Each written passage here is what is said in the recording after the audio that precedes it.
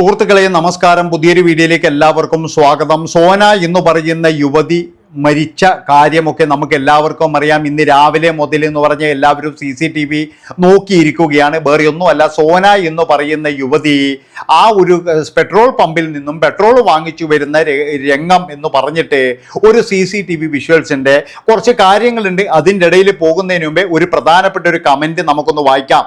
ഈ കമൻറ്റ് നമ്മളെങ്ങനെ ചെറുതാക്കാൻ പാടില്ലേ.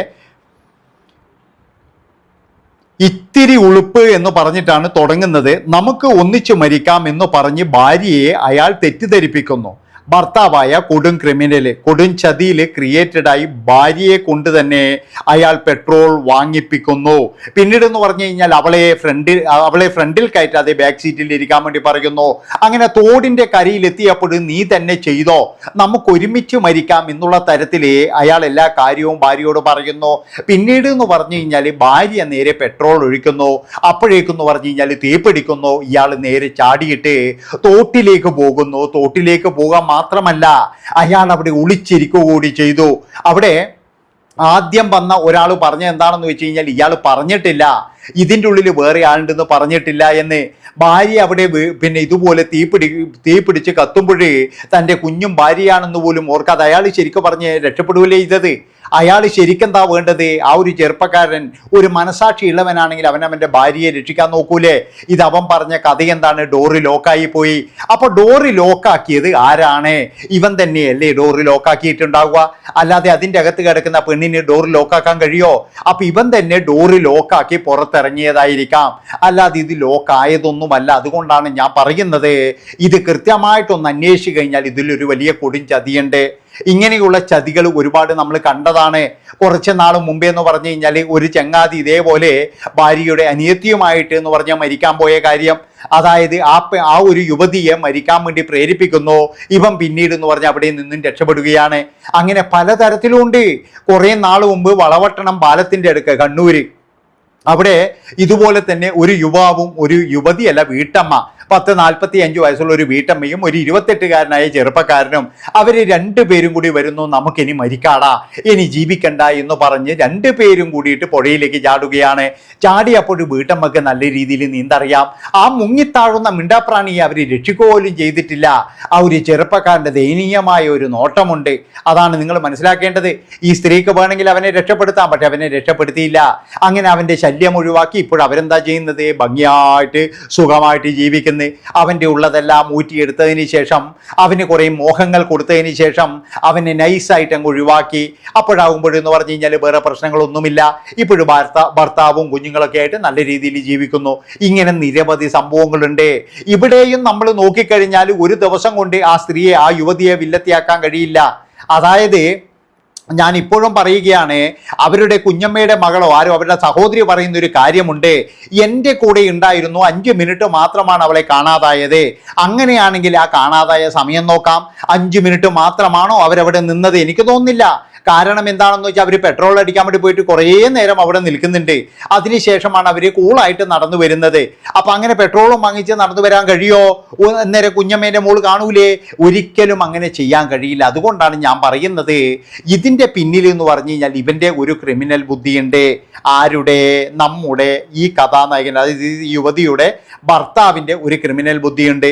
പിന്നെ വേറെ ഒരു കാര്യം എന്ന് പറഞ്ഞു കഴിഞ്ഞാൽ ഇപ്പോഴും ബന്ധുക്കളെല്ലാം വന്ന് പറയുന്നൊരു കാര്യമുണ്ട്. എന്താണെന്ന് വെച്ച് കഴിഞ്ഞാൽ DNA ടെസ്റ്റ് നടത്തണം, കുഞ്ഞ് അവൻ്റേതല്ല എന്നൊക്കെ പറഞ്ഞ് ഭയങ്കരമായിട്ട് കുഴപ്പമുണ്ടാക്കും. പിന്നെ എന്ന് പറഞ്ഞാൽ ഇവനാണെങ്കിൽ വേറൊരു ബന്ധമുണ്ടാകും. അതുപോലെ തന്നെ ഇവൾക്കാണെങ്കിലും എന്ന് പറഞ്ഞു കഴിഞ്ഞാൽ ഇവനോട് ഭയങ്കര സ്നേഹമായിരുന്നു, പക്ഷെ ഇവൻ ഇങ്ങോട്ട് സ്നേഹമില്ല എന്നൊക്കെ പറഞ്ഞ് ബന്ധുക്കൾ വരുന്നുണ്ട്. ഞാൻ ഈ ബന്ധുക്കളോടെല്ലാം ഒരു കാര്യം ചോദിക്കുകയാണ്. അതായത് ഇനി ഇപ്പോഴും നിങ്ങൾ ഇതെല്ലാം പറഞ്ഞിട്ട് എന്താ കാര്യമോ? നിങ്ങൾ പറയേണ്ട സമയത്ത് മിണ്ടാതിരുന്നു. പറയേണ്ട സമയത്ത് എന്തെങ്കിലും പറഞ്ഞു കഴിഞ്ഞാൽ ഈ കുട്ടി വീട്ടിലിരിക്കുമോ, അല്ലെങ്കിൽ ഇതിന് പിന്നെ ഒരു ജീവിതം ഉണ്ടാവില്ലേ എന്ന് പറഞ്ഞ് നിങ്ങളെല്ലാവരും മിണ്ടാതിരുന്നു. പലപ്പോഴും അച്ഛനും അമ്മയും പറയുന്ന ഒരു കാര്യം തന്നെയാണ്, സഹിക്കാൻ കഴിയുന്നില്ല എന്ന് വന്ന് പറഞ്ഞാലും അച്ഛനും അമ്മയും പറയും, പോട്ടു മോളെ സഹിച്ച് നിൽക്ക്, ഇപ്പോഴാണെങ്കിലും നീയാണെങ്കിൽ ഗർഭിണിയുമാണ്, ഇനി അവനെങ്ങാനും ഒഴിവാക്കി പോയാലോ എന്നുള്ളൊരു ഭയമുണ്ടാകാം. അപ്പോഴേ എല്ലാവരും പറയുന്ന ഒരു കാര്യം അച്ഛനും അമ്മയ്ക്കും തിരിച്ചു വിളിച്ചുകൂടായിരുന്നോ? എൻ്റെ പൊന്നു സഹോദരങ്ങളെ, കല്യാണം കഴിപ്പിച്ച് വിട്ട് കഴിഞ്ഞാൽ നമ്മൾ ഫേസ്ബുക്കിലൂടെയും അതുപോലെ തന്നെ ഇതുപോലെയുള്ള സംഭവങ്ങളിലൊക്കെ കമൻ്റ് എഴുതും, തിരിച്ചു വന്നൂടെ, എന്തിനാണ് മരിച്ചത് എന്നൊക്കെ പറഞ്ഞിട്ട്. പക്ഷേ ഒരാൾ പോലും നമ്മളെ തിരിച്ച് വിളിക്കത്തില്ല. ഒരു മനുഷ്യന്മാർ പോലും തിരിച്ചു വിളിക്കൂല. ഇപ്പോഴീ ഫേസ്ബുക്കിൽ കമന്റ് എഴുതുന്ന ആളുടെ മകൾക്ക് എന്തെങ്കിലും സംഭവിച്ചാൽ അയാൾ വരെ തിരിച്ചു വിളിക്കൂല. കാരണം എന്താണെന്ന് വെച്ചാൽ അത് അങ്ങനെയാണ് നമ്മൾ മലയാളികൾ. നമ്മൾ കുറേ സ്വർണവും കുറേ ഭക്ഷണവും കൊടുത്തിട്ട് പ്രീതിപ്പിച്ച് അവരെ അങ്ങോട്ട് അയക്കും. നേരെ മറിച്ച് ഞാൻ ഇപ്പോഴും പറയുന്ന ഒരു കാര്യമാണ്, നിങ്ങൾ സ്വർണം കൊടുക്കരുത്. അവർക്കൊരു 10 സെന്റ് സ്ഥലത്ത് ഒരു ചെറിയൊരു കൂര വെച്ച് കൊടുക്കുക. അതായത് നിനക്ക് അവിടെ എന്തെങ്കിലും ഒരു വിഷമമുണ്ടെങ്കിൽ മോളെ നീ ഇവിടെ വന്ന് താമസിച്ചോ എന്നുള്ള തരത്തിൽ ഒരു കൂര വെച്ച് കൊടുക്കുകയാണ് വേണ്ടത്. അല്ലാതെ ഒരു കാരണവശാലെന്ന് പറഞ്ഞ് ഞങ്ങൾ സ്വത്തോ ഇല്ലെങ്കിൽ കാറോ കാര്യങ്ങളോ ഒന്നും കൊടുക്കാൻ പാടില്ല. ഇതെന്ന് പറഞ്ഞു കഴിഞ്ഞാൽ നല്ല രീതിയിൽ സന്തോഷിപ്പിക്കുകയല്ലേ. അയ്യോ ഓനെ സന്തോഷിപ്പിക്കണ്ടേ, ഇല്ലെങ്കിൽ എന്ന് പറഞ്ഞു കഴിഞ്ഞാൽ ഓളക്കാടെ വിലയുണ്ടാവുമോ, അതാണ് ചില ആൾക്കാർ പറയുന്നത്. അതായത് ഭർത്താവിൻ്റെ വീട്ടിൽ നല്ല രീതിയിൽ സ്വർണ്ണം ഇട്ട് കൊണ്ടു കഴിഞ്ഞാൽ മാത്രമേ ബലിയുണ്ടാവുള്ളൂ പോലും, ഇല്ലെങ്കിൽ ബലിയുണ്ടാവില്ല. അവിടെ സ്വന്തം വീട്ടുകാർ തന്നെയാണ് പറയുന്നത്. അപ്പം അവരിങ്ങനെ കുറേ കൊടുക്കും. അവിടെയുള്ളവന്മാർ എന്ത് ചെയ്യും, നല്ല സുഖത്തിൽ അങ്ങ് ജീവിക്കും. ഇത് പണ്ട് മുതലേ ഉള്ളൊരു സംഭവമാണ്. അതുകൊണ്ടാണ് പറയുന്നത് ഇതിനൊരു അറുതി വരണം. ഇവിടെ ഇപ്പോഴും എന്ന് പറഞ്ഞു കഴിഞ്ഞാൽ DNA മറ്റേത് എന്തൊക്കെ പറയുമ്പോഴും അവൻ്റെ അച്ഛനും അമ്മയും എന്ന് പറയുന്ന വേട്ടാവളിയനും വേട്ടാവളിയത്തികളും ഇങ്ങനെ പറയാൻ കഴിയുള്ളൂ. തന്തയും തള്ളിയും എന്ന് പറയാൻ പറ്റൂല. അവറ്റകൾ വേട്ടാവളിയന്മാർ തന്നെയാണ്. എന്തെങ്കിലും ഒരു കാര്യത്തിൽ ഇടപെടത്തില്ല. കാരണം എന്താ, അവർക്കും ചിലപ്പോഴും എന്ന് പറഞ്ഞാൽ എന്തെങ്കിലും തരത്തിൽ ഈ മരുമകളോട് ദേഷ്യം ഉണ്ടാകും. അതുകൊണ്ട് തന്നെ അയാളും ഇടപെടൂല. ഇതിപ്പോഴെന്ന് പറഞ്ഞു കഴിഞ്ഞാൽ അവൻ കൃത്യമായിട്ട് ചതിച്ചത് തന്നെയാണ്. അവൻ ആ സ്ത്രീയെ നല്ല രീതിയിൽ ചതിച്ചു, അത്രയേ ഉള്ളൂ. അതുമാത്രവുമല്ല, ഇതുപോലെ കത്തിയ പല സംഭവങ്ങളുമുണ്ട്. അതുകൂടി ഇങ്ങനെ അന്വേഷിക്കണം എന്നാണ് എനിക്ക് പറയാനുള്ളത്. ചിലപ്പോഴെന്ന് പറഞ്ഞാൽ നമ്മളൊക്കെ എന്ന് പറഞ്ഞു കഴിഞ്ഞാൽ ഒരു തീപിടുത്ത മരണം അല്ലെങ്കിൽ എന്ന് പറഞ്ഞ് ഇനിയിപ്പോൾ അതെങ്ങാനും ഇപ്പോഴും ഇഞ്ചിൻ്റെ മുകളിൽ നിന്ന് തീ വന്നിട്ടുണ്ടെങ്കിൽ അത് തീപിടുത്ത മരണം അങ്ങനെയാക്കിയിട്ട് നമ്മൾ വിടൂലേ. പക്ഷേ കൃത്യമായിട്ട് അന്വേഷിച്ചപ്പോഴല്ലേ ഇപ്പോഴും മനസ്സിലായത് അവിടെ എന്ന് പറഞ്ഞു കഴിഞ്ഞാൽ ഒരു വലിയ ചതി നടന്നിട്ടുണ്ട് എന്നുള്ളതിൽ യാതൊരു സംശയവുമില്ല. ഇപ്പോഴും കുറേ ആൾക്കാർ വന്ന് മുതലക്കണ്ണീര് ഒളിപ്പിക്കുന്നില്ലേ.